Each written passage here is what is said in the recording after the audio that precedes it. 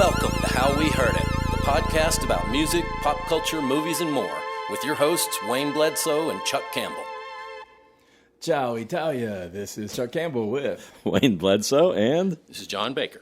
I'm not sure if I've said hello to Italy before, but I didn't spend 2 years learning Italian in college to only mention it once, even if I did. So this hello to our little steady stream of Italian followers that we've had for this podcast. Ciao also means goodbye, so remember that. You can say hello or goodbye. It's like aloha with ciao if you're in Italy. And today we're going to do songs about heat, which could be heat, hot weather, hot people, whatever. I mean, we're in July here, and we're plunging into the 3 hottest months for at least East Tennessee with July, August, and September. Wherever you are, if you're our friends in Australia or below the equator, it's your winter. But we're in hot times, and we're going to talk about the heat. And like I say, we've kind of defined it different ways, but these are songs that might be about heat, fire, burning, hot people, hot weather, hot emotions. Summer. Yeah, that's what's inspired it. And I've got mine chronological. We're going to go different routes here like we do. Oh, we always do. Yeah, so I'm going to talk, I'm going to go ahead and get these out of the way. These are before I was really into music and I was a kid in grade school and all that. So I got 3 songs from the 70s. The first one is Fire by Ohio Players from 1974. I've got to read these lyrics. These are the opening lyrics for Fire by Ohio Players. That's, hey, ha, uh-huh, hey, hey, hey, Lord, I'll go. Hey, ha, uh-huh, hey, hey, hey, Lord, fire. There's just a lot of grunting and groaning and on, so you know what's going on with that one. And then in 78, I've got another Fire, and that's the Pointer Sisters' Fire, which came 4 years later. It's a smoldering song. Our sisters are playing Hard to Get. She says, I say I don't like it, but you know I'm a liar, because when we kiss, ooh, fire. And the final one from my 70s is Hot Stuff by Donna Summer. The interesting thing about that, Hot Stuff, she's just wanting somebody and she's feeling hot and she's looking for a man who can give her joy. And the interesting thing, I forgot about this, but way back, this was 1979. And when she released Hot Stuff, they also released it with Bad Girls as an extended single. And sometimes you would hear 12 minutes of Donna Summer going from Hot Girls to Bad Girl, Hot Stuff to Bad Girls. Interesting. Yeah, so that was a good break for a DJ who had to run to the market or something. Was that Giorgio Moroder? Yeah. He did all her stuff. Yeah, I think he did about all of her stuff. So I think so. Pioneering guy. Yeah. All right, that's my opening salvo. Who wants to go next? Well, let me go back way further. Of course. 1523. No, the 1920s. You said 1920s. Thank you. You finally trained. I listened to you, Chuck. I listened to you. I appreciate that. Ethel Waters with Heat Wave, which everybody covered that. Yeah. We're having a heat wave, a tropical heat wave. But not the Martha and the Vandellas. No, that comes in the 60s. That's a totally different song. You going to say that one too? Well, that's on my list. Okay. He was. But Sorry. you can say that one. No, you can say that one. I didn't have that on my list. You didn't have Martha and the Vandellas on your list? See, that's the first song that comes to mind with me. I thought of it too, and it's been covered by different people over the years, and I thought, well, Wayne's going to do that, Martha Reed and the Vandellas. But I like Jimmy Mack. That's my Martha Reed and Vandellas. That's a great song too. Yeah. And but that doesn't have anything to do with summer. No. But a lot of people have done both of those songs. Yeah. And another really old one is Hot Time in the Old Town Tonight, which I didn't know anything about that song. It's when the band on the Andy Griffith Show, their community band is going to play something, that's what they're always going to play. Really? They always get started with it. It's like, what is this song? And it's another one from the 20s or the teens. My favorite version that I've got like 5 different versions. But it's like, my favorite is by Mississippi John Hurt. Okay. Mississippi John Hurt was I've heard that name. Well, it's so funny because he became famous in the Greenwich Village stuff in the 60s, but he recorded just a handful of songs back in the late 1920s. He was like worked on a cotton plantation, sharecropper kind of guy. Got the quietest, softest voice, just this sweet old man. sing these really sexual songs, a lot of them. Right. But it was like you listen to those songs from 1927 or whatever it was he recorded them, and you listen to the songs from the 60s, he sounds exactly the same. I mean, he was like, 80 or something when he was recording this stuff in the 60s, and it's just like the same thing. Super. Some voices age better than others, Well, I think when you start off with an old man voice, and that's kind of what he did. Exactly. It's like, It's like if you start off ugly, you don't lose your look. Yeah, Keith Richards is like the perfect example to me. It's you like see a beautiful someone in their 20s, like, oh, they've got far to fall, but then you see someone who's like pretty homely already. It's like, well, you're not going to get uglier.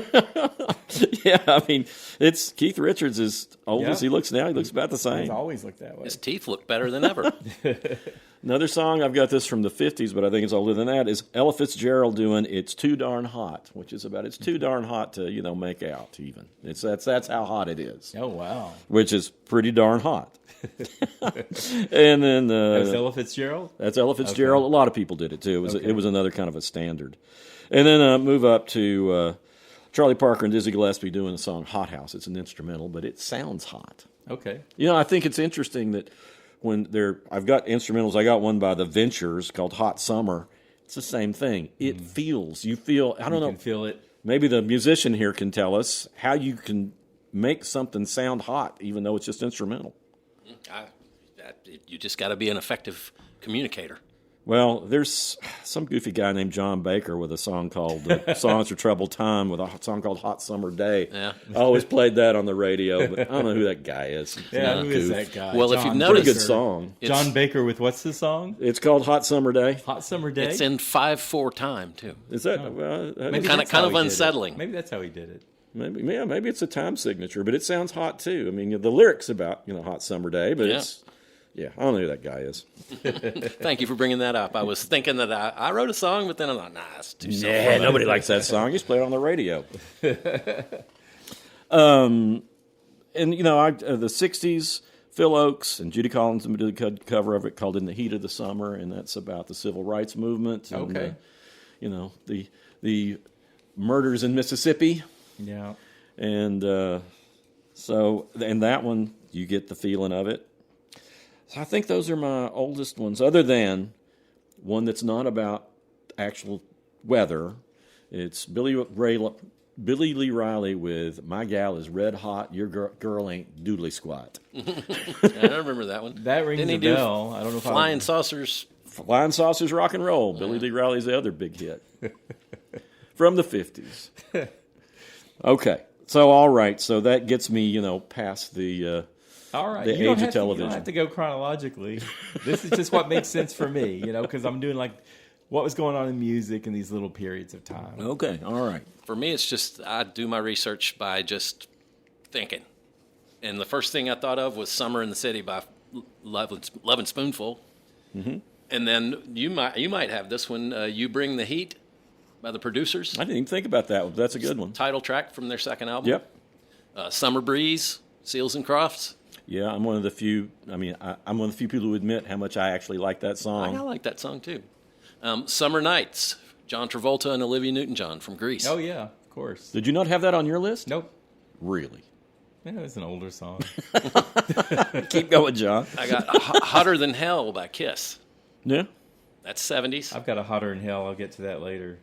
Hot Fun in the Summertime by Sly and the Family Stone. Yeah. So that's my favorite one, and that one's it's just the way that the keyboard is on there. That dun dun dun dun dun, dun for some reason that just sounds like sweltering hot weather. Well, there's like kind of an easiness to the vocals too. So maybe that combination of having like not a lazy vocal, but a relaxed vocal, and then a more of a the intensity. piano's keeping the top time, but the beat underneath it is halftime, so it's like a dun, okay.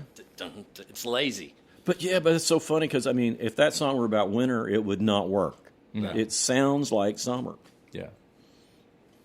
Well, and as I usually do on Sunday nights, my wife and I go visit her parents, and her dad, Bob Leggett, is a huge music fan, and he's always asking. He's listened to our podcast a bunch too, and I told him I was going to mention him. But the first thing he thought of was "Summertime and the Living Is Easy," George Gershwin, yeah, from Porgy and Bess. Bess. Yeah. and which brought me up to, I looked up Porgy and Bess, and because he said, well, Miles Davis did a whole album about Porgy and Bess, and that made me look, and I looked at the album cover, and I just loved the album cover for Porgy and Bess because it just shows a black man's lap and a white lady's lap, and he's holding his trumpet, and she's reaching with her right hand over to grab the trumpet, and it's just like that's pushing lines. Yeah, that was coded. Yeah, that's pretty cool. So, anyway, yeah, well, I mean, everybody has recorded "Summertime." Janis Joplin recorded a version of "Summertime," which I really am not real fond of. I'm sure you couldn't understand a word. No, you can understand it, but it's just, I just, her style. I can't picture her doing an easy going. Oh, it's not easy going at all. it's not her. That's not her jam. That's not her vibe. No, it makes the hair stand up on the back of your neck. And I like Janis Joplin, but I don't. Right. I think that was the wrong song for her. Okay. Well, okay, so I'm still getting an education here in the 80s. And we're moving into like new wave and MTV and all that stuff. I've got "Hot in the City" by Billy Idol. I don't know, something about that song. I like it. I like his delivery in that. He's more of an R&B kind of guy, kind of more of a soulful guy than the usual, Rebel Yell and White Wedding and Dancing with Myself. And he's got the soulful backing singers. And he's talking about, he's getting his message out there. He goes, lay right down now and ride it till your head breaks. But beyond that, the video, I don't know if I've ever seen the video before, but I saw it over the weekend, and it's just so bizarre because he's standing in front of a graffitied wall, and there's a hole in it, and he keeps looking through this hole in the wall, and then the singers and I guess the bandmates and everything. It was early days of video, or at least early days of MTV, and it just had a weird disconnect to it. But I like his vocal delivery in that. He's got a great voice, and it's not as, I don't want to say gimmicky, but it's not as pushed as he normally does. Yeah. So I like that. Staying on the rock thing, I've got "Burning Down the House" by Talking Heads. I know it's burning, but this was, of course, art rock, kind of funky. And this song started... it's not kind of funky. Well, right, it's funky. It's very funky. And that's because the basis of this song, and I didn't know this, was Tina Weymouth and Chris Frantz had laid down a rhythm section there in the Talking Heads with David Byrne, and he loved that, and he wanted to add something to it to make it more of a song. And he had just been to a Parliament Funkadelic concert prior to that, and one of their big sayings was burn the house down. So he adapted that to "Burning Down the House." And just came up with this really cool, bizarre kind of song. Well, I don't think they get nearly enough credit as a rhythm section, because I think that Tina Weymouth and Chris Frantz are just they could. You listen to the Talking Heads, and everybody thinks about David Byrne, and his wild lyrics and his cool vocals and weird everything, faces that he makes and all that. But the basis of those songs is always an incredible rhythm section. Yeah. You even, Take Me to the River, the cover of that is just that slow, it's so different. And Tina and Chris are a couple, and they're still together, and I follow neither one of them, you could consider them virtuoso at their instrument. They're just really solid. Yeah. They're solid, and they've got that, they're listening for something all the time, something different. Well, the best compliment I can ever pay to any musician that I play with is that they listen well. Yeah. Yeah. I remember in college, guy down the hall, he heard me playing guitar, and he goes, "Oh, I got a guitar," and he brought his guitar amp in the room and just started wailing like Eddie Van Halen. But that's all he could do, and he would just do that, and I would just sit there well, what do you want me to do? Yeah. So he didn't listen at all. Yeah. Well, I interviewed them when they Chris came. and Tina? Yeah. Oh, cool. Same time. That now, one after the other. We should point out that they have the band Tom Tom Club, if you don't know that. And they brought Tom Tom Club to town for something. Yeah. Oh, cool. And I interviewed you. You were probably editor then. You should remember. Well, I was certainly a huge fan. From Any chance this was the Escape from New York tour? I don't remember. That was Blondie, the Ramones, and Tom Tom Club. No, I don't think that. Blondie and the Tom Tom Club on the same bill. I think this was it was Debbie Harry, but it was most of Blondie. That's Blondie, yeah. I think they brought it to Market Square. I think it was one of those, Sundown in the City. Sundown in the City shows. I'm pretty sure that's what it was. Out of town or not up here yet, or must something, have been. I saw that Escape from New York tour at Mud Island in Memphis. But they were everything you hoped they would be. They were just so nice and so knowledgeable, and just and it's always great when you interview somebody like that. Yeah, and that's how they turn out to be. And I follow Chris France on, I think, Instagram, and he just takes pictures, and he takes pictures of Tina out doing this or that. It's just nice to see them seem very grounded and ordinary in a way, Yeah. I would like to recommend to both of you, go out on YouTube and look up the Talking Heads live in Rome in 1980. And so David Byrne has jet black hair at the time, and they were just getting the P-Funk guys into the band. And so it plays very much like Stop Making Sense. Because it starts out and it's just the Talking Head, the four Talking Heads, but then they start adding Bernie Worrell and percussion and an extra bass player and an extra keyboard. But man, Tina Weymouth is just like a metronome. Yeah. She is so good. They were live in Rome? Live in Rome in 1980. Ciao, Italia. Ciao, Roma. Yeah. Works. Buongiorno. Okay, I'm still in the 83, Burning Up Madonna. That's the only Madonna song I've got here. But that was the song from her debut self-titled album, and I've singled that out before. It's the only one that feels timeless and the only one that doesn't sound really dated to me now. And that song was much more raw than the other things that were much more precise. And I loved it it wasn't the biggest hit from that album, but it was definitely, I think, her best song on that album. And Cruel Summer, Bananarama, they released that in 83 in Britain and 84 in the U.S. And it's about these bitter, lonely gal. It's, hot summer streets and the pavements are burning. I sit around trying to smile, but the air is so heavy and dry. So that was pretty cool. I get into more of a rock stage. Still not writing music reviews yet, but... I'll just do it. I'm on Fire, Bruce Springsteen. I love this song. It's very soft and very vulnerable. It's very sweet and subtle. And you can feel him aching with desire on that song. I just think I'm on Fire. Yeah. So that's another Fire song. And then I've got a Some Like It Hot Power Station. Interesting thing about them is that was Robert Palmer and two guys from Duran Duran and a guy from Chic, and the other guy from Chic was producing.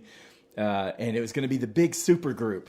They put out one album in 85. Some Like It Hot was the biggest hit they had. And then they didn't release another album until 1996, like 11 years later. So you can't do that. And it bombed. No. And then Robert Palmer died. And one of the Tony Thompson from Chic also died. Well, both of the Chic guys died. So that was going to be the big everything. And then it just didn't turn out. That was one of those groups I thought was going to be what was the band? Better than it was. Power Station. Oh, Power Station. Yeah. I'll stop. Well, all right. I categorize some by hot nights. Okay. Starting off with Alice Cooper's It's Hot Tonight, which is a later Alice Cooper. I mean, it's after the original band, and it's still a really good song. And then Ray Charles, the title track for In the Heat of the Night. Did they ever do a duet? No, they did not. Heat of the Night. Okay, was that Ray did a lot of duets, but not with Alice Cooper. Though Alice Cooper would have done a good job. They both probably would have. Anyway. Yeah. When I interviewed Ray one of the times, like he was playing on the same week as Willie Nelson, and it was like I told him, and it was like, oh, give him this message when you talk to him. It's like you got his number, Ray. To Willie? Yeah, but they wanted to get together because they were playing. I think they were playing on the same night. Wow.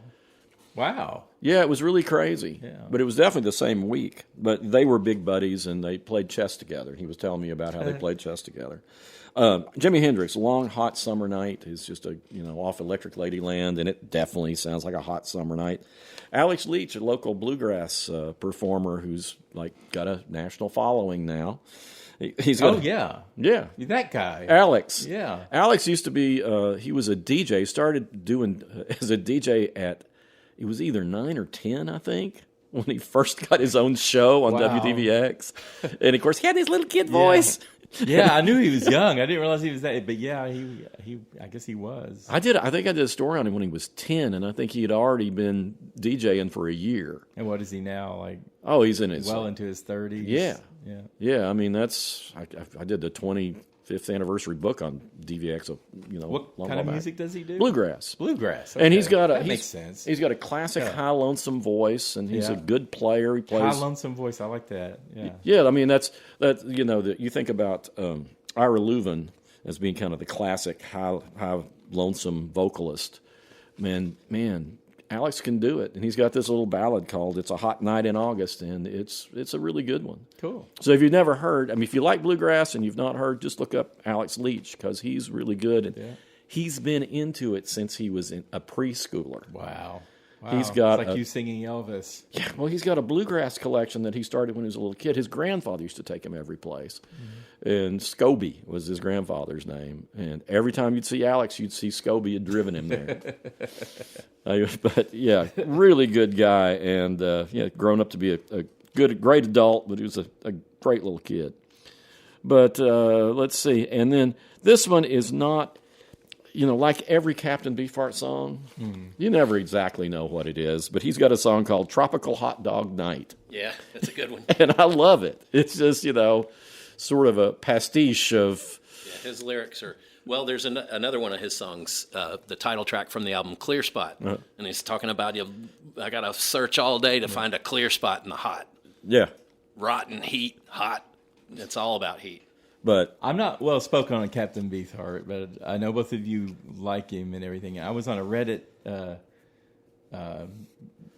dialogue for some reason. I was just reading it, and one of his albums came up, or one of his shows, I think it was, and someone said, I hated everything about it. And all of a sudden there was all this hate coming at Captain Beefheart. Well, yeah, there's people who would definitely hate him. What is it about him you think people would hate? That just made me think, I got to hear this guy now.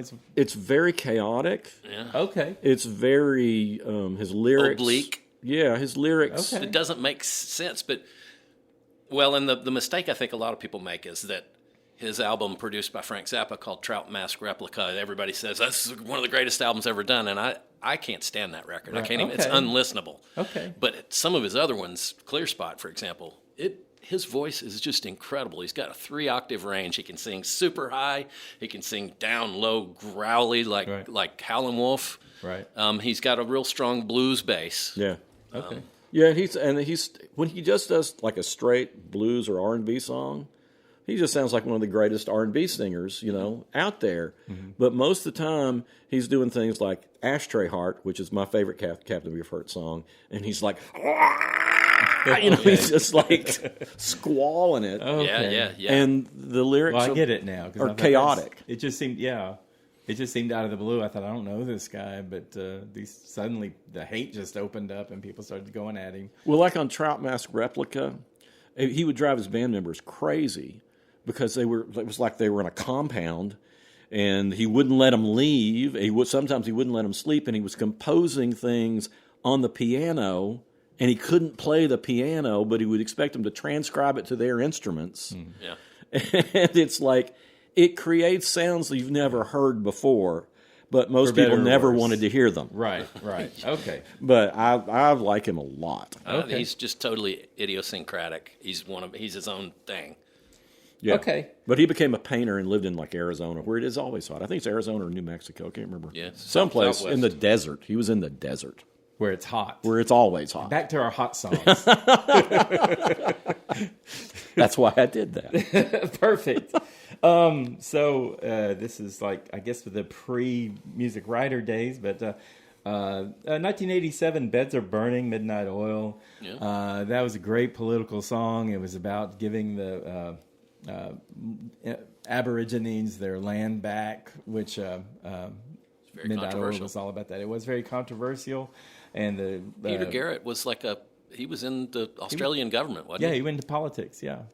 He was we had a band. I had a band in Memphis, and we put together a benefit concert for Amnesty International. It was called The Candle Burns. Back to the pot. Right. And our manager was really ambitious, and so he just wanted to see how many famous people he could call up on the phone and get them to record a promo for our thing, and he got Peter Garrett to do a promo for us. He also got James Brown. Yeah, he seems pretty cool. Dang. But Beds of Burning, that was a real kind of punctuated song, had a great drive to it, and then his vocals were almost feral. And I just like the Western desert lives and breathes in 45 degrees, which For Fahrenheit people, that's 113 degrees. So anyway, he said, That's hot. Yeah, I think the best line is like, the time has come, let's give it back. So he's wanting to give back the land to the Aborigines. Also, 88. I know you probably like the Buster Poindexter Hot, Hot, Hot, but I love the Cure's Hot, Hot, Hot. Actually, I like theirs better. Is it the same song? It's the same song? No. Totally different. Yeah, totally different. Other than the approach. chorus is hot, hot, hot. Yeah. Well, the Cure has 3 exclamation points on the end of their title. Okay. So it's hot, hot, hot, and then hot, hot, hot, exclamation points. That's actually one of my favorite Cure songs. I love it. Yeah, I love Robert. I love his delivery, and he's having fun. His look is very different. His hair is like tame. He's got the sunglasses on in the video. And Doesn't see the video, but I just love when they go. I think they're talking about lightning, and it's symbolic of something. And I'm not really sure. I don't think it's necessarily sex or weather, but there's something going on. I don't know if it's a drug thing, if he needs to see a doctor or what, but I just love the way he does that. Hey, hey, hey, well, I like it when that lightning comes. Hey, hey, hey, yes, I like it a lot. So it's just like really playful, and they could be more thoughtful and provocative in other songs, but I loved Hot, Hot, Hot. Well, and it's so hooky, and that's not something Yeah, that it really is, and that's not really their motto. That's not how they normally do things. Yeah, but it's funny on the Buster Poindexter thing. Yeah. I mean, that was the alter ego of David Johansen from the New York Dolls, and it's just like it kind of came out of nowhere that he was like this weird lounge singer. Right. And doing this stuff that's inspired by the 50s and 60s. And Hot, Hot, Hot sounds like it could have come from the late 50s and some, Right. Yeah. And it almost has kind of a Tropicalia feel, Yeah. too. Yeah. Last one I got here, and then I'm to the mid-90s, but it's Hairdresser on Fire by Morrissey. I figure as long as I'm doing The Cure, I might as well throw a Morrissey song out there. And it is interesting. I'm not sure what he's getting at. He's somehow a hairdresser has caught his eye. It's a very busy hairdresser in an upscale area of central London. And it's pretty much a Morrissey song.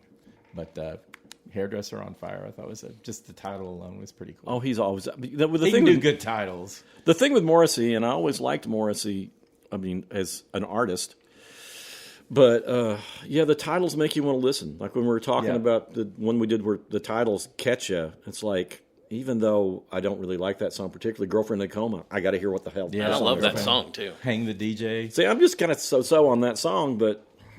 There's a Light That Never Goes Out. That's my favorite, Smith song. It's like, I listen to it because of the title. Yeah. How Soon Is Now? How Soon Is Now? That's my favorite Smith song. That's just a really good question. Yeah. How soon is now? It's like I like the Smiths in spite of Morrissey. Yeah, pretty much. Yeah. I mean, he has a very distinctive vocal delivery, but Johnny Marr is the draw. Yeah. Well, he's definitely... He's part of it. Big part of it. But I saw Morrissey solo show in Knoxville, and I thought... Okay, I'm going to review this and get real depressed.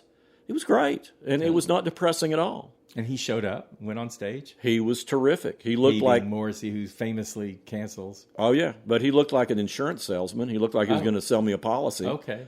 And there were people there who were just like loving his look. Apparently, yeah, he's got a big, weird fan base. But the fan base isn't weird. I'm just saying that it's kind of odd that his fan base is so into his looks because it's such a. He has a huge Mexican audience. Yeah. I never, it's like, I don't know. Whatever. However it translates. Not yucking anyone's yum.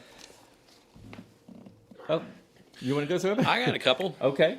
From XTC's, oh man, I can't even remember the name of the album, but there's the song Drowning Here in Summer's Cauldron, and he uses bees flying by across the stereo field as percussion. Oh, that's cool. From Skylarking is the name of the album, which was probably their biggest hit in America, was on that album, which was Dear God, which was actually just a B-side until a DJ started playing it, and then it went viral, and so they included it on the further printings of Skylarking. But at any rate, Summer's Cauldron is the lead-off song on that record, and the whole album is like a season cycle. Yeah. That's one of the songs on it is the season cycle.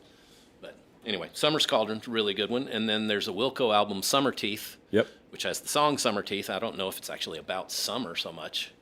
I think a lot of his lyrics, he just kind of throws words together. But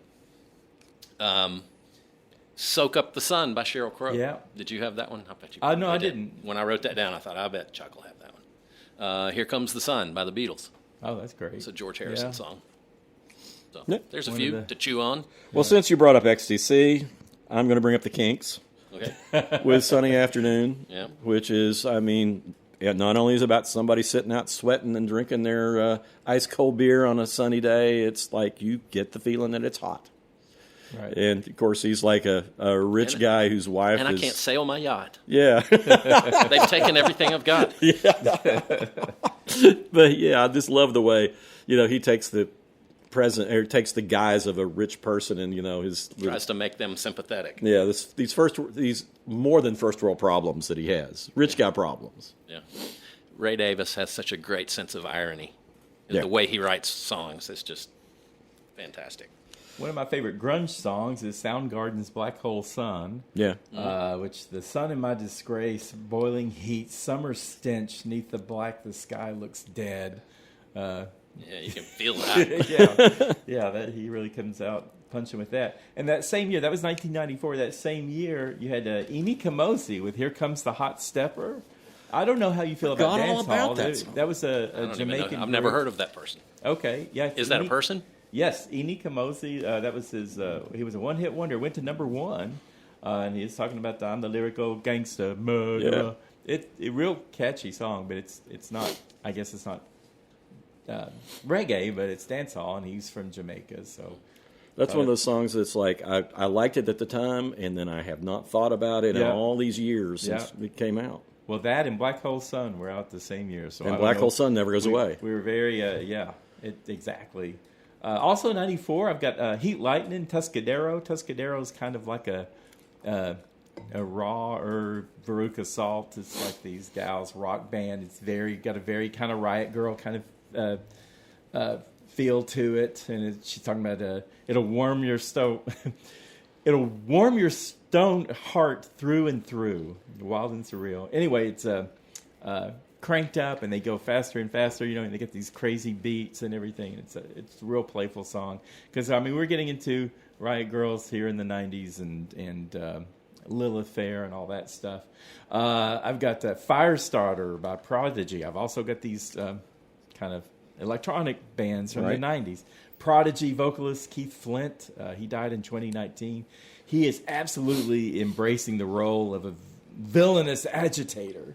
And it's just like a punk electro. It's like a real on the fire starter. Anyway, and that matched with Breakfast in Vegas by Praga Khan in '99. I love this song. It's the video set in the desert, and he's like mopping up sweat and everything. And he's like melting out in the heat, and there's some vague woman. And anyway, he goes. He has this kind of weird wobbly part where he goes, "I smell your sweat on skin. I smell your sweat on my skin. Breakfast in Vegas on cocaine and gin." And he's just That's a talking good line. he's talking at some woman that maybe he's hired as a prostitute or something. And then clicking back to that Tuscadero thing, Mary Lou Lord. I don't know if you were going to do his latest flame, but she had a song called His Lamest Flame. Do you remember that, John? Never heard of this artist. Oh, you've heard of Mary Lou Lord. She was, who was Really? she with? Oh, you got to listen to Mary Lou Lord. Go find His Lamest Flame. And then she's got this little la, la, la, la, la. It's like a jangly kind of song. This was a '98. And it's kind of a take on Elvis's His Latest Flame. Yeah, Only she's being the one who's not Marie, the woman who stole his friend away. And anyway, she's just talking about she runs around behind his friends, and plays the waiting game. So she's waiting for her chance to be a femme fatale too. But that's a really cool song. I know you'll like her, John. I'm sure of it. I made a note. Yeah. All right. I don't know that one, but You don't know His Lamest Flame? no, I don't know that one. Okay. But Real cool. I always loved the Elvis song. Yeah. It's from like 1962 or something. It's really she's early. not really making fun of him, but she's kind of like, I have long black hair and green eyes, No. even though she's a blonde. But anyway, she sings that, and she goes, but my name's not Marie. Yeah. That was key to his, like... Marie's the name. Yeah, I His guess latest getting into the flame. Elvis song, he finds out from a friend of his that his friend is now dating this beautiful woman named Marie with the long black hair and green eyes, and that was Elvis's old flame or whatever. So, Yeah. But Mary Lou Lord's is His Lamest Flame. and Yeah, Elvis that's a Presley nice is his play. latest flame. Yeah, she did a good job with that. So what's the sound of the song? It's because his latest Flame is very this insistent acoustic guitar, boom ba boom boom boom ba boom. Yeah, it's kind of like that. It's more of a jangly guitar, female-led rock, and she does the la la la la la. Interesting. Yeah, his lamest flame. Yeah, I'm gonna have to hear it. Yeah. Okay, I'm done with the 90s. I'm into 2000. Go for it, guys. All right, well, let's go back a little ways. T-Rex is Hot Love off the Electric Warrior album, the same one that has Bang a Gong, Get It On. Hot Love that whole album is like, I think it's the best T-Rex album. Yes, great. And he's just got this boogie thing that he's done, that his entire career is based on this kind of boogie riff. Yeah. It's kind of like, Chuck Berry was a huge influence, and it's kind of like the same thing with Mark Bolan, who was the main guy behind T-Rex. Yeah. But yeah, it's... what else did Mark Bolan do? Something, surely. Well, Bang a Gong, Get It On is his biggest song. Okay, yeah, and then Bang a Gong, Power Station covered that. Yeah, okay. I knew there was a connection that I just made. You're right. Jeepsters was kind of a hit. Yeah, I guess Jeepster was. And actually, I like it better than Bang a Gong. I do too. Yeah, but that one, I think Jeepster was off. Is it off Electric Warrior or Slider? Yes. Yes, I can't remember which one it is. Lou Reed with White Light, White Heat, which David Bowie also did a really good cover of. But that's a one that's just like, there's a great live version that Lou Reed has of it that just is, it's when I really want to just blow the speakers out, I turn that one up and drive down the road because it is just such a great song. It's there's hardly anything to it, It's about doing drugs, isn't it? Well, it sounds like it's probably about shooting up. Yeah. Well, but Lou Reed, right? It's Lou Reed, so yeah. But there's a spider right there. I saw him before. Yeah, he's right. He's like I wish you could see it because floating in the air. He's hovering in the middle of our 3 microphones. He's got something to say about the heat. Right there. I don't see him. All right. This is not working on a podcast. He was over here. Oh, I see He's him. building a web. All right, we have a spider has joined us. So White Light, White Heat is a great song, and especially, that's the title of their second album, but the live version that Lou Reed does on I guess it's on Rock and Roll Animal is just, man. That album is fantastic. Isn't that Dick Wagner playing guitar? Dick Wagner and Steve Hunter sharing guitar duties on there. There's a lot of great guitar on there. It's amazing. All for you, Chuck. All right. It's one of the best.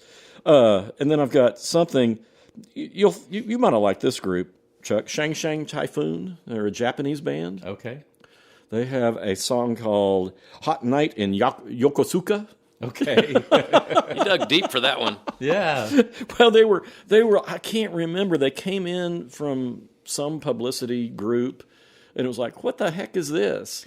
We'd always get like sukiyaki or strawberry switchblade. Weren't they Japanese? It seems like there was always some weird presence that they would pop up. Well, I guess it was about the time that people were starting to promote world music. Okay. But they're like a Japanese pop band. Yeah. And they do a good job. Yeah. And it's just really, it's not like, Shonen Knife or something like that, but it's just... Shonen Knife, that's another one, yeah. But it's very poppy. It's the sort of thing you would really like. Yeah. And this little, mixed gender group. Okay. And all their stuff's just a lot of fun. Okay. Cool. But that one's just like, it just sounds like they're out having I have no idea what the lyrics mean, but sounds like people having a good time at night someplace in Japan. All right. Real quickly, Mary Lou Lord was Kurt Cobain's girlfriend for a while. Oh, I didn't know that either. Yeah, they had an intense relationship and then friendship after that. Huh. Also, I've got Tony Joe White, who's the guy I brought him up many times before. He's the guy who did Polk Salad Annie. Yep. And he wrote Rainy Night in Georgia, which is a standard now. Yeah. But he has got a song called One Hot July, and it just talks about what it's like, I guess, in Mississippi or wherever he was. I can't remember if he actually says where he is. But he's talking about how hot and sweltery it is and how it's going to dry up, and then all the crops are probably going to dry up. But so if you're not flooding, you're in the drought. Right. Yeah. That's how it is here a lot of the times. Same here. But Tony Joe White has his voice like this. And, man, when you listen to him, it just feels like it's hot, sweaty. I'll jump into a little rap trio here for getting into the 2000s. Dog and Heat. That's a totally different type of hot, Chuck. Well, it's Missy Elliott with of course. Redman and Method Man, and I don't think I can do either of Redman or Method Man's lyrics. And Missy's is kind of on the edge too, but they're basically all looking for a good time. And then Hot in With a Here dog. by Nelly. That was a huge hit, 2002. And I just love it. It's getting hot in here, so take off all your clothes. And then he's got a woman that's going, I'm getting so hot, I'm going to take my clothes off. It's just back and forth, a big banger. It's like just a What are they going to do with no clothes on? I don't know. I guess they'll cool down and they'll have some tea, And finally, Drop It Like It's Hot, 2004. That Snoop Dogg, just that low slung vibe that he always has, and drop it like it's hot. Drop it like it's hot. He's saying this can be your phys ed, so he's going to give you a pass for your phys ed class if you drop it like it's hot. And I got a couple of pop songs also in the 2000 aughts here. Hot and Cold by Katy Perry. This is she's getting mad at a boyfriend who's always like hot and cold. She goes, you change your mind like a girl changes clothes, and she says, now you're plain boring. And then Burning Up by Jonas Brothers. This is like they differentiated their title from Madonna's by dropping the G in Burning. And it's just he's slipped into the lava and he's trying to keep from going under. So he thinks that he's being underestimated, I guess, as a lover. The Jonas Brothers. Interesting. Well, I thought that reminds me of Elvis Presley's song "Burning Love." Okay. Hunka. And it's a great single. It's a really terrible song. That again sounds like something you need to see a doctor about. I'm worried about these. A lot of these songs, I keep thinking maybe you need a doctor. Well, it's just talking about this passion and everything. But when you get to, I'm just a hunka burning love. I'm a visual guy, so I look and try to, okay, what does this look like? What would that look like? What would that look like? I don't think it would be pretty. No. A hunk of burning love? No. It just sounds like something you got to spray off with a hose. Scrape off your shoe. Yeah. I think about like a chunk of flesh. Yeah. That too. Yeah. But it's a great song. It's a great recording. It's a great record. I turn it up. I love it. But, the song's pretty dumb. Okay. I got several from the 70s here. Mr. Blue Sky, ELO. Oh, that's a great song. Well, the thing about that song is that Jeff Lynne tried to throw every single trick you could possibly put on a recording into one song. It's got symphony orchestra, it's got a chorus, a choir here, it's got reverse phasing, it's got, he tries every single gimmick you could possibly put in a pop song in that one song. It's great. Yeah. Do you all know, did he produce other acts? Jeff Lynne? Yeah. He produced George Harrison. He produced must have, because he was such a natural Dave producer. Edmonds. Tom Petty. Tom Petty. Yeah. Okay. Traveling Wilburys. Yeah. All right. Yeah, a lot of different people through the years. And he's got a very ELO. distinctive production sound, too. Yeah. It's really layered, and it's really smooth.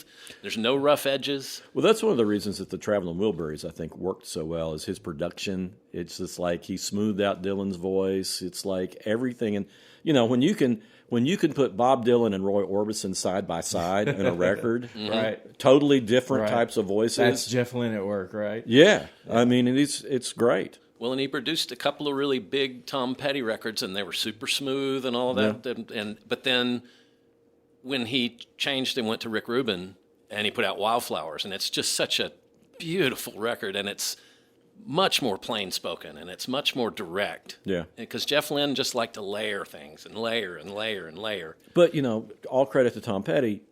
He worked in those conditions, both of those conditions, great. Yeah, I agree Wildflowers is his best album. Oh, yeah. But, Tom Petty he's kind of like one of our very first episodes we did was if you don't like these people, then we probably won't like you. And if you don't like Tom Petty, it's hard for me to respect your musical tastes.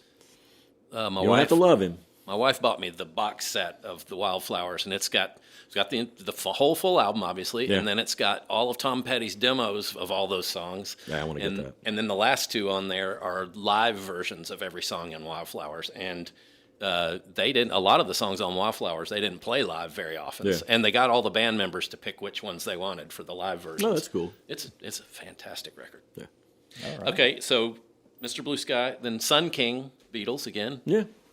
where they sing in fake Italian at the end. Yeah. Buongiorno. And then The Hissing of Summer Lawns by Joni Mitchell. Yeah. I love that. I just love that title. Yeah. Because I can That's a hear good sprinklers. title. I think we used that in our favorite song titles. I think we did. Did we? Yeah. Because, I mean, that just paints a picture. I just think about stepping outside in a subdivision and hearing all the sprinklers. Yeah. That's The Hissing of Summer Lawns. Anyway, so I like that one. Well, in a different appreciation of summer, one of my favorite bands, Senru, who haven't made an album in a long, long, long time because Will's doing more movie music and stuff now, but he's got a song called Summer Death March. And they recorded it here. Yeah, and it's Recorded at the Arbor Studio. The Arbor Studio. Lovely down .com. South Knoxville. it's one of those songs that, yeah, I get this. I feel this. It feels like August, and you're just sweating. Yeah. You know. Got to march through it. Yeah. Yeah. I got Set Fire to the Rain by Adele. This song, it's very dramatic, but it's a little melodramatic for me. But she's talking about his kiss saved her, but then she realizes he's no good, and she's got the line, the games you play, you'd always win. And then, for some reason, that inspired me to Girl on Fire by Alicia Keys in 2012. Mm-hmm. This is a great song. It's a great song. It's an admiration for a woman who's standing her ground, and no matter what she's facing, she can, stand it down. And it's just like a real positive, upbeat, kind of feminist song. And she goes, she's a flame so bright she can burn your eyes. But it's just got that upbeat energy. Alicia Keys is really remarkable. I think she should have been even more than she has been. I think she became a judge on American Idol or something like that. That happens to so many people, though. Yeah.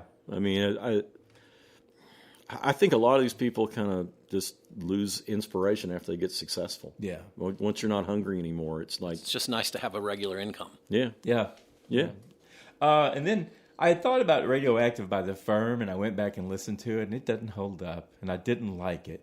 But there's a Radioactive by Imagine Dragons with Dan Reynolds, and it's environmental destruction and all that stuff. He goes, I'm waking up, ash and dust. I wipe my brow. I sweat my rust.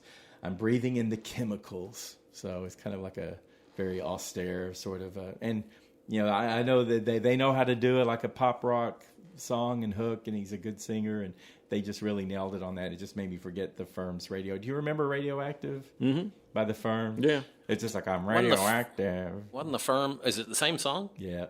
No. Imagine Dragons has a whole other. Oh, okay. Yeah. But The Firm, wasn't that Jimmy Page? Yeah, it was Jimmy Page and... Paul Rogers? Yeah. Yeah. Can't remember who the other people were in it. Well, not too remarkable now to me, at least. Hotter Than Hell. My Hotter Than Hell is by Dua Lipa. It's just a big old good dance song like she does, and she's embracing the femme fatale role. She is the one who's hotter than hell. She goes, you probably still adore me with my hands around your neck. You gotta love Dua Lipa. I got some more rap. Oh, okay. Let me do a call and response here, and I'll wind off my 2010s. Hot Girl Summer by Megan Thee Stallion. I definitely can't use any of these lyrics at all. But it was in 2019. My daughter loves Megan Thee Stallion. Yeah, she's awesome. Oh, she goes, who gonna handle me? That's the line I can use, and that's about it. And 3 weeks later, Black Bear put out a song called Hot Girl Bummer. And it's not really a straight-up response to Megan, but she's cotton picking the best guys that are available, and he's saying he's not one of those guys, and he's got his nerdy friends, and it's all about. It's not really directed at her, but he's breaking up with someone that he can never measure up to, and he's got a lot of FUs in it, and that's like the whole chorus of it is just who's effing you and all that stuff. He goes, I hate your friends, and they hate me too, and he goes, That's that hot girl bummer anthem. Turn it up and throw a tantrum. So, anyway, both those fun songs in 2019. Well, you just passed right over Hot Corner by the B-52s. I can't believe that's not on There's your a list. lot of hot songs that Beast did, and it's like I kept thinking, I always bring them up. So I'll let you bring them up this time. Well, that's off of, I can't remember, it was after their heyday.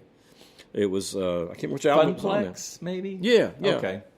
And it was one of those things where you think, oh, the B-52s are kind of over, and and then you get to that song, it's like, holy, they're not. No. They knew how to rock it and just deliver a great song. And I mean, it's as hooky just about as Rock Lobster or Private Idaho or any of those things back then. Yeah.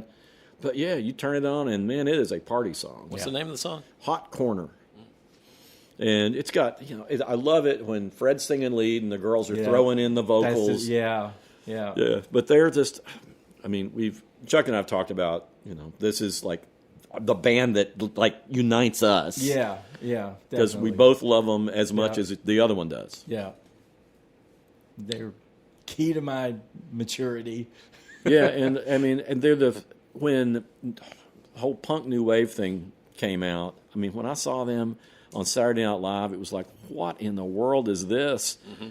And it took me a minute to like it, and then it was like, this is too weird not to like. Yeah. And then you listen to their songs, and they're just great. Yep. And they're just so fun. They're good at melodies and harmonies, and the lyrics are just so inventive in this sound.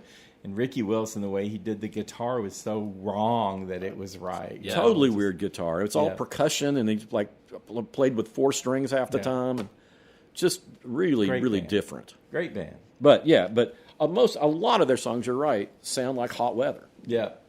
And I know they had the Hot Pants Explosion, but there was another hot song that I thought, oh no, I can't remember it right now. But yeah. They're a summer band. I try to swim in the lake at least once a year, listening to the first 2 albums around, on my dock. And I'll just go swimming around and just hear all that since I was forever ago. Yeah, it was funny. One of the times I interviewed Fred, he was talking about he's just walking by like weddings and hearing Rock Lobster back in those days. Down. You'll see wedding receptions and they all drop to the ground when he goes down. The bride in her dress. Everybody rolling on the ground. Chuck, you brought up I'm on Fire. Uh-huh. Who was that by? Bruce Springsteen. Okay. That one. Well, that made me think of Dwight Twilley. Dwight Twilley? I hadn't thought Dwight Twilley in 30 years. Dwight Twilley is an unsung pop genius. There's so many great songs on there. Phil Seymour's his partner in songwriting. Uh-huh. But there's a couple of Dwight Twilley albums that are just fantastic.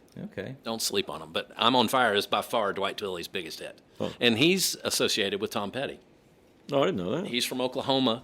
And Tom Petty, I think Tom Petty recorded an album with Dwight Twilley before the Heartbreakers. I mean, the Heartbreakers were together, but there was this weird time in there. Mudcrutch days? Yeah, I think so. But there is a Dwight Twilley, Tom Petty connection. Huh, I didn't know that. But do yourself a favor and dig through Dwight Twilley's catalog. That's some good stuff. I remember liking him way back when. And then the only other one that just popped into my head, and I don't even like Frank Sinatra that much, but Summer Wind is one that I really like. It's got a lot of great textures in it, and it's Nelson Riddle Orchestra sounds fantastic, and it feels like it. It's the sound of it sounds like Summer Wind. That was our friend Summer Mike. Breeze kind of sounds like Summer Breeze. Yeah, it does. Our friend Mike Flanagan really, really liked the Yeah. Sinatra song, Summer Wind. Huh. Okay. When I did my New Wave, I missed Sisters of Mercy Dominion, but that's all about having a big power struggle in the desert and the heat of the night and the heat of the moment. But I love Andrew Eldritch. He's the lead singer, and I've said before that his voice is probably my favorite goth band's voice. So, Andrew Eldritch, Sisters of Mercy. And I got a little bit here to wind down. In the 2020s, we had 2021 Heat Lightning by Mitski. It's like different from the Tuscadero Heat Lightning in every possible way, including she puts the G on the end of lightning and Tuscadero drops the G. I think that's just how bands avoid doing each other's song titles. But anyway, Mitski is laying in bed overnight and can't sleep, and the heat lightning's going off, and she can't make a decision about something. She's up all night. It's sort of a disturbing song, but you can just feel, heat lightning is such an odd phenomenon anyway, because you don't get the thunder and rain that you're expecting, and it seems like we're having more heat lightning now than we used to. I don't know. I've always noticed that we have a lot in the summer. It's an interesting kind of phenomenon. Yeah. And also heat waves. This is from 2020. That's by Glass Animals. Really beautiful song. It's bittersweet, reminiscing about a romance that couldn't be saved. And he's singing "I Gotta Let You Go." I think it's a UK or Scottish band. Anyway, Glass Animals, Heat Waves 2020. And my last one, Chapel Roan, Hot to Go 2023. I thought that'd be a great way to sign out. Somehow that song, now that we're a couple of years past the explosion of Chapel Roan and all those great songs, somehow that's held up to be the favorite song, and it's her most playful, least serious song. And she's got the spelling, the HOTTOGO, and it's got all the gimmickry or nonsense lyrics, stuff like that. But she's just like super up tempo, and I had never heard of Chapel Roan right until I was at Bonnaroo, which is a music festival in Tennessee, 2 years ago, and I'm among the oldest in our whole group there. Yeah. And some of the younger women there were like, "Oh, we're going to see Chapel Roan." Yeah. And they were all over it, and so they brought up the video, and we all learned the HOTTOGO dance, and then went and saw it. And she was at like 3:00 in the afternoon, super hot on the second biggest stage, and it packed. I've never seen that stage that crowded, and the fans were just all over it. It was amazing. She had so many other songs that were like more depth to the lyrics and everything. I mean, there's always a little funny edge to her and everything, but that song is just so urgent and so catchy. Mm-hmm. I mean, it's just an earworm, and she says, "Call me hot, not pretty." And that summer, after we saw her at Bonnaroo, Leslie and my wife and I would be out at dinner and just hear cars driving by with Chapel Roan blasting out of the cars. She was everywhere. Yeah. I don't know if that's the song she would have picked to be the one to be remembered by, but why not? It's such a feel-good song. Hardly anybody, I think, gets to pick the song that they're going to be remembered that's true. by. I mean, so many people, I think, of just so many artists. They do anything to bury that one song they're remembered for. Yeah. And so much of the time, it's the last song they recorded, and it's because the record company said, "You need one more song, you need a hit." We got to dash something out. And I don't know how many people have told me, "Yeah, that was the last song we recorded." The record company just told us we needed something else. It was an afterthought. Yeah, and that becomes the big one. Mm-hmm. And they didn't put any thought into it, but somehow it all worked. Sometimes the songs that you really don't work on hard come out the best, come out the freshest. And I can't, as a songwriter, the ones that just pop out fully formed in an instant, those are always the best ones. Yeah, I think it's true for writing, too, for both of us. It's like sometimes when you just want a story to be really good and you go over it and you go over it and you go over it, and sometimes like, oh, my God, I've only got an hour to knock this out. You write it, and it's like the best story you ever wrote. Well, and by the same token, it's like the New Sentinel that we worked for, they would change the writing program formats on a regular basis. We'd have different software, and it would take them forever to get it so that you wouldn't lose it. All of a sudden, you'd glitch, and your story would disappear. Yes. You couldn't get it back. Yeah. And when you wrote it exactly the way you wanted it, you could never remember exactly how you worded it. You could never get it as good as it was. Right. It was so frustrating. I bet. But I think that was the previous owner when we were having the worst problems. But yeah. It was terrible because it seemed like every 4 or 5 years we'd get a new program we had to write with, and it would take a year. And that's fine to adapt to using the program and everything, but losing everything. I don't know how many times. Have you ever lost a song that you were recording? Oh, my God, yes. That's the mantra between me and my engineer that works here with me, Gray, is just like, if you think about saving, save. Yeah. Because I've learned the hard way that sometimes you'll work on a song and you'll work on it for hours at a time, and then there'll be a power spike or something, and everything you've just done is gone. Same way with stories. And you can't get it back. Yeah. And I mean, there have been some stories that happened to me, and I just never wrote them. Yeah. I just I can't go back and do that again. I don't have time. I will say, though, that there have been a couple of times where I've lost a song in progress, and then, all right, now I'll start it over again, and it comes out better. Yeah. That can happen, too. So, I don't remember that ever happening with a story, but, but, man, it would be frustrating, especially when you were right at the very last line. It's like, I got this just the way I want it, and all of a sudden, there's a power surge or something, and it's gone forever. Yeah. Ugh. That's a horrible feeling. It was awful. But that learning curve is steep, but you learn it. Oh yeah. Well, I got two left. Okay. One is, and I bring up John Hartford every once in a while. John Hartford was the guy who wrote Gentle on My Mind. Is great. He's got a song on Mark Twain twang called "Long Hot Summer Days" about tugboating, and he had or riverboat. I can't remember if it's tugboat or riverboat, but talking about working on that. And it's just this. It gives you the feeling of the long hot summer days. It's real acoustic. It's just real pretty. And then the song about summer that I hate probably the most of all. 1973, Bobby Goldsboro, Summer the First Time. I don't know that one. You be thankful. It is. I remember Bobby Goldsboro. Didn't he do the frog sound? Oh, yeah, he did. And he did the song Honey, which was the most schmaltzy. He had a TV show, didn't he? Yes, he did. Oh, it was horrible. But blanked him out of my mind, or maybe I just never. It's like Bobby Sherman and Goldsboro. Oh no, he could not have been a teen idol. I mean, he was no offense to. I mean, he was not a pretty guy. Oh, okay. But he's got this. See, then he didn't get ugly when he got old. No, he didn't get any uglier. But Summer the First Time is about losing your virginity, and it, like I've said many times, I'm a visual person. Oh, and no, you don't want to visualize that. No, and it's so hot and sweaty sounding, and you're picturing Bobby Goldsboro in this romantic moment. I don't even know what he looks like, but that sounds terrible. Oh, it's awful. I'm not going to say it. It's awful. Don't say it. So anyway, but I hate songs about losing your virginity anyway. Okay. It's funny because my friend Con Hunley, he recorded the one, and we talk about songs. He goes, I know you don't like songs. I know you don't like that song. I don't know if I know many songs about losing your virginity. There's a bunch. Huh. There's a whole bunch. It was, Strawberry Wine by Dina Carter. We could do a whole episode. We could do a whole show. No, we can't. No, I don't definitely know get song. You can do a whole episode. I'll take that week off. Definitely get an explicit rating then. Yeah, but Dina Carter, Strawberry Wine. That's a great one. That's really good. We went to college together. Really? Yeah. She was a little sister at the fraternity I was in. That's interesting. Well, she worked at a bar down in Toddy's. Is where she worked. Yeah. Backdoor Tavern. Yeah. Good artist. I hadn't heard anything from her in a long time, but country music's changed. Yeah. Yes, she didn't write that song. That was, I can't think of her name now, but another really good female songwriter. All right. Well, are we ready to move on to recommendations? You have any more songs, Sean?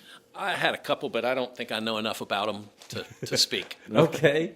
Well, someone want to go ahead with a recommendation? Well, I'll recommend music. A brand new album by Kevin Abernathy. And full disclosure, I co-wrote a song on here.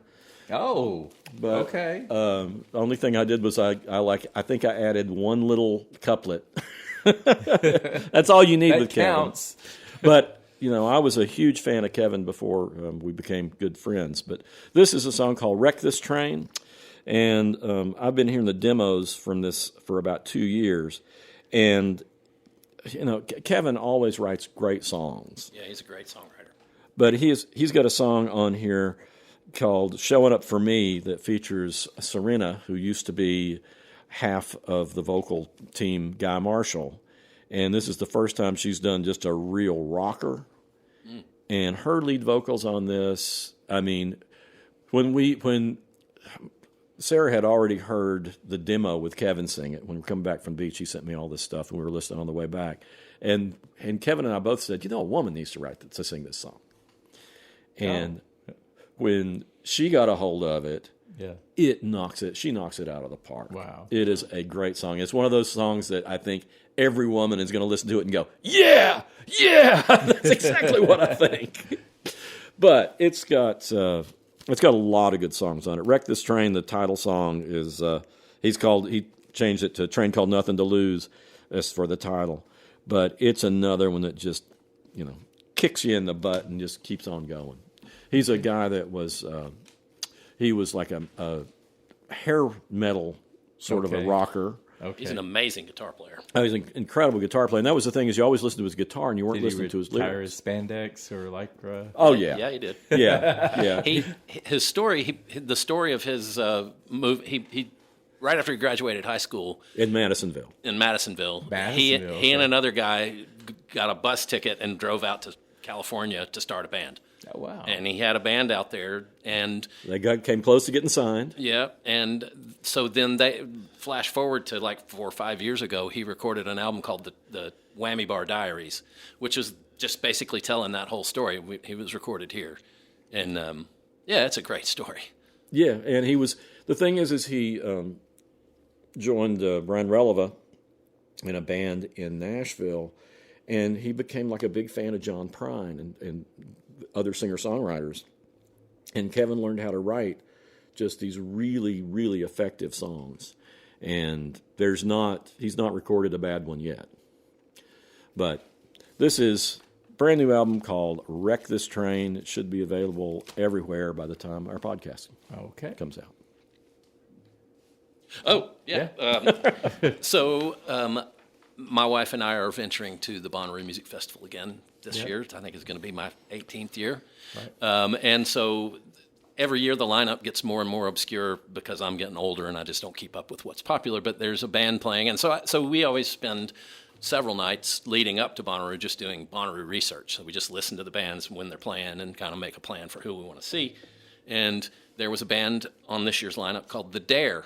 And they had a picture, and it's some guy dressed up in a suit and looking kind of dapper. And I was like, but we gave it a listen, and I just flipped for it. It's really good. It reminds me of LCD Sound Systems. It's real dancey. It's got some edge to it. It's got a good guitar, kind of rough guitar edge, and he's a really convincing singer. He's from New York, and his name is Harrison Patrick Smith, but his nom de plume is The Dare.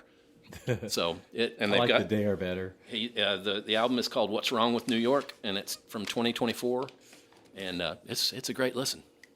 All right. Well, I want to offer an antidote to all the heat and sweltering theme that we had, and recommend a singer named Stina Nordenstam, and she just goes by Stina, which is short for Christina, Stina. And this album, 1991, Memories of a Color, it's she's got this high voice, but it's very sweet sounding. She's a bit of a Bjork kind of voice and kind of a Bjork sensibility. She's offbeat and everything. But this is like jazzy kind of trip hop music. It's alt pop, I guess. But this was her debut album. She put out another good album, and She Closed Her Eyes in 94. I think she's had a few more. She did something with Vangelis. She did something with the band Yellow. But anyway, this debut album, Memories of a Color from 91, it's dark and it's mysterious. The title track has a Bjorkish kind of thing going to it. And you got to adjust to her voice, but it's not the kind of high like you don't like, right. I don't think. But and it's got this dark theme, but it sounds like Chipper. That kind of reminds me of Bjork too. And she's got like she goes, I take my motorboat and go out and turn the motor off, and I listen to the waves, and I lay very still. I try not to think. I try not to breathe at all. I like that. Yeah, so she's got this kind of weird kind of... and then there's more full-body jazz. The return of Alan Bean. He was the fourth person to walk on the moon. I think he was from Texas or whatever. Mm-hmm.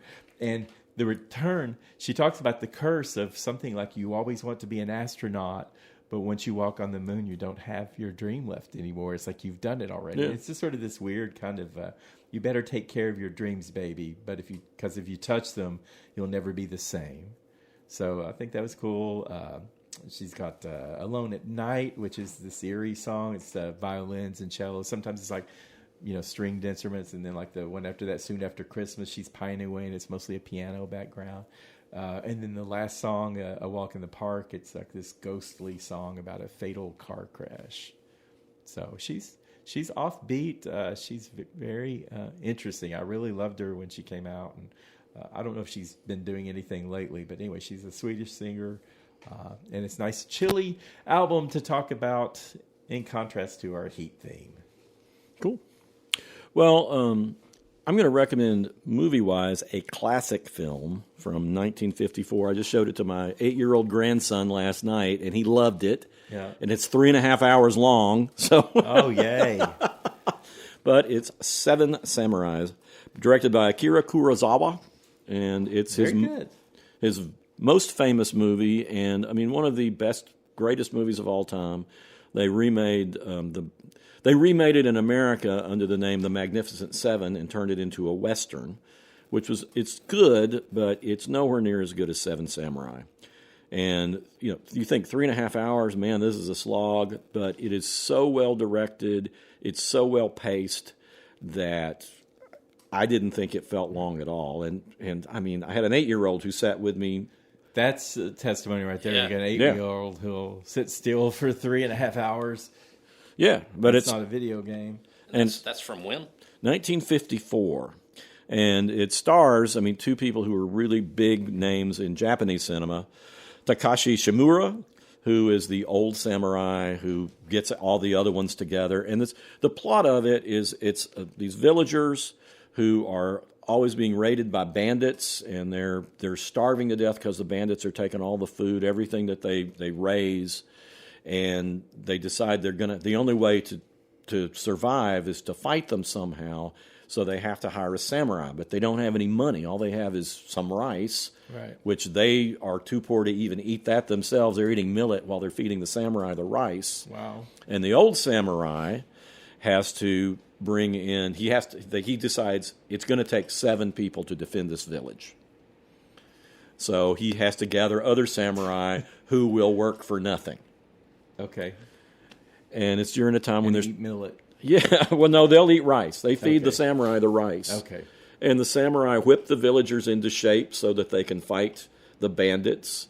And, the samurais all have very different personalities, including the other star, who was the biggest star probably, Toshiro Mifune. And he's like this goofy guy. He has a secret that you find out later in the film that kind of makes him be this belligerent, goofy guy who wants to be with these other samurais, and he's not really a samurai until, I guess he becomes one during the course of the film. But it's just really inspiring, and it's just so well done. It's, you've got a climax of the final battle.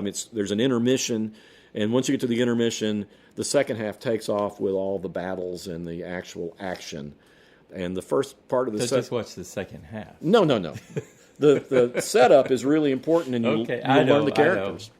But it's great, and it's a classic and considered one of the best films ever made for a good reason. Okay. So anyway, the Criterion edition, folks, have the complete version of Seven Samurai. It's 5 hours long. No, it's 3.5 hours long. The first version With I saw... bloopers. The first version I saw was like an hour shorter and not as good, even though it was still good in a shorter version. Okay. But yeah, Seven Samurai, 1954. All right, John. Well, I'm not going back quite that far. Okay. But I'm going back to 1979 for the film Breaking Away. And I'm a cyclist, and it's a cycling movie. Yeah. It's about a race that's been run in Bloomington, Indiana for decades. It's called the Little 500. And you do it in teams, and each team gets one bike, and everybody on the team has to ride, and you ride 500 laps around a track. And the main character is played by Dennis Christopher, I'm sorry. And he is just a cycling fanatic, and he loves Italian cycling stars. He's got posters all over his room with all these Italian cycling stars, and he finds out that team is coming to race locally, and he's like so excited because he gets to see his heroes, and he's out there riding with them, and one of them takes his bike pump and jams it into his wheel and sends him. Because they're asses. And he pretends to be Italian. Yeah, he sings in Italian and he talks in Italian. Yay. And but then when that happens, he gets all dejected. But anyway, the other story is that he's and his friends are from the children of the people that cut all the stone that made the University of Indiana campus buildings, and so they're called the Cutters, or the town assigns them. They're not actually Cutters; it's their parents that were the Cutters. But and they're just, and all the university students look down on the Cutters because they're just the cheap, uneducated locals. Right. And so the Cutters put a team together to race in the Little 500 against all the high-paid frat guys and it's just a story. It culminates in the running of the Little 500. And the other Cutters are not anywhere near as good a rider as the main character.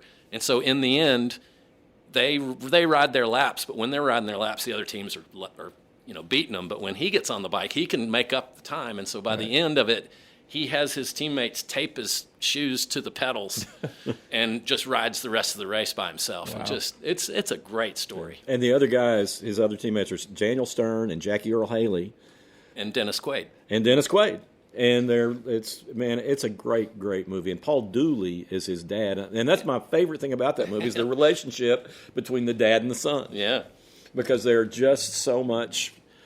It just feels real. it really does. And they all the time they gather in an abandoned quarry to go swim, and that quarry's still there. Huh. I've done some research on the Little 500. It's a great movie. It really Where is. do you see it now? You probably just have to go out to the Getting place and rent it. Oh, No, I mean it'll be online someplace. It'll be you online can rent somewhere. it online. Yeah. I mean it's one of those things you can probably get it for like $1 or $2 Right. somewhere. We're well worth $2. where do you buy these? Are you buying? Well, like if you have if you got Amazon I can't Prime find new or movies DirecTV. anywhere. Okay, You just do a search for Yeah. it. Okay, Well, there's yeah. there's a good app called Just Watch, right. and if you go to Just Watch and type it in, I guarantee you'll find it somewhere. Okay, all It just right. lists where things are streaming. Yeah. I mean, it's not always accurate, but it's mostly accurate. Just watch. Just Watch, and that's where I find. Anytime I want to see something like that, I'll go there and see. Okay, it's streaming here for free, but you can also rent it this place and this place and this place. Okay. But yeah, that is one of those movies that's been forgotten. That is, I don't know anybody who ever saw it who didn't love it. Yeah, it's All right. So I've got to Fall from 2022. It's called a survival thriller, and it's directed by Scott Mann, who had only done a few action movies before this one. It's starring Grace Carolyn Curry and Virginia Gardner. I don't really know these two women, but they're friends, and there's an early scene where something happens, and then they kind of are estranged a bit, and so a year later they decide to get together, and they're going to scale a broadcast tower in the Mojave Desert, and it's a very remote location. There's like an old hotel like up the road from it, but you can't really hear anybody up there. And they get up there and they get stuck, and this just plays on one of my worst fears, and that's fear of heights. And I mean, I can go up in the Eiffel Tower or the Empire State Building or whatever, and I'm okay. This movie just worked my nerves from the time they went up that tower, and then of course the situation gets more and more dire for them the longer they're facing dehydration, and there's some other twists, Right. and all this other stuff, and like predatory vultures coming after them, and it's just like everything. And they had they've got these two phones that aren't working right, and they're just trying to think any way they can to get anybody's attention, for the random passerby or something that might be able to hear them. But it was just the film work of seeing this camera and them perched up there with like no room for error or anything like that, just on, and I just kept thinking, I've seen so many scary movies with monsters and killers and bloodbaths and avalanches and all these things that can happen, and nothing affected me like just seeing the camera like just tip over their shoulder. You see a foot dangling, and it's just like unnerving. Oh wow! Shows you the power of phobias. Yeah. So if you've got a fear of heights and you haven't been scared adequately, you can see this movie, Fall. It's from 2022. It's on Netflix and Tubi for subscribers, and you can also rent it on Apple TV and Amazon. And the reason I wanted to bring it up now is because there's going to be a Fall 2 that's due out in August. And it's a different cast, and I think there's some connection to this first movie. But this time, these people are... these adventurers are on a treacherous plank walk in Thailand, in the mountains of Thailand. And then there's a landslide, I think it is, and they end up trapped 3,000 feet above ground on a plank. So it's like, I don't know if I can go through another one of these. 3,000 feet. Yeah, Oh my gosh!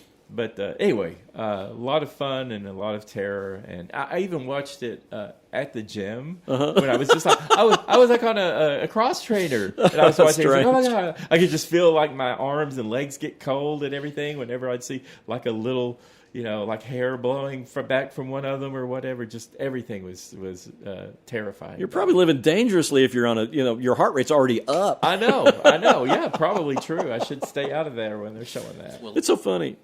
I was just going to say that reminds me. So I was getting back to the power of phobias. For me, it's not heights; it's claustrophobia. Same here. Yeah. And so the documentary about the boys that got trapped in the cave in Thailand, and they had to, and the flood came in, and they're oh my god! I remember the Descent. Oh, yeah, The Descent. Man, that's a scary movie. See, the claustrophobia, I get that, but it doesn't bother me as much. But if someone's going to fall off the tower, I'm dying. See, I mean, I've only been scared of heights one time. That I was hanging off my roof trying to do something to an eave. Yeah. And, it's like the front part of your body is hanging off, even though you've got enough weight behind you that you're not going to go.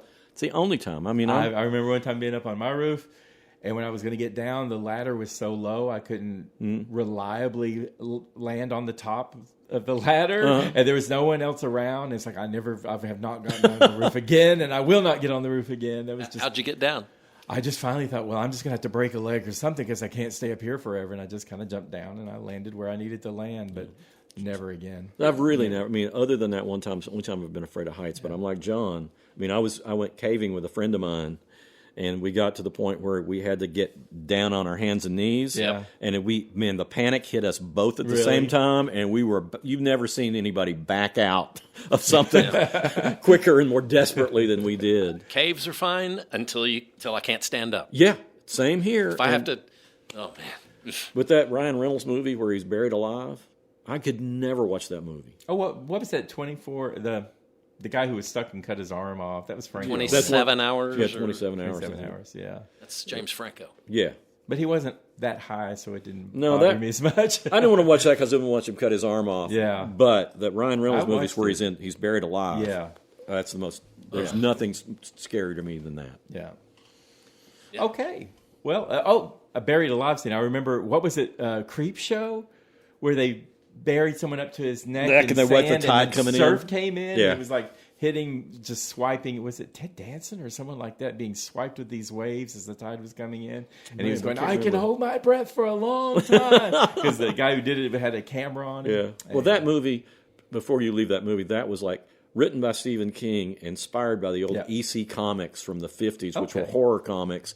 They even had like a congressional investigation into them because they were so horrific. Right. They thought they were such a bad influence on children. Oh, cool. All right.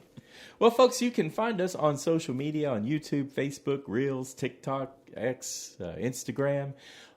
We do little promos for our shows, so if you haven't seen the show or heard the show yet, you can see what it's all about in a minute and a half or something like that.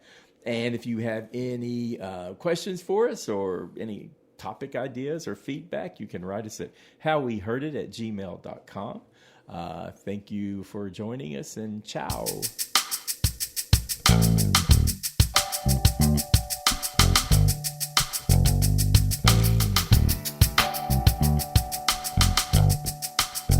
You've been listening to How We Heard It with Chuck Campbell and Wayne Bledsoe, a podcast about music, movies, art, culture, whatever it is that's on their mind. How We Heard It was recorded at the Arbor Studio in Knoxville, Tennessee by me, John Baker. How We Heard It is a Cozy Planet production. If listening to this podcast has given you a burning sensation, then we recommend you sit in a hot tub until your symptoms fade away. If you'd like to reach out to Chuck or Wayne or even me, you can send an email to howweheardit@gmail.com. So thank you for listening, and come on back and we'll have another episode for you next week.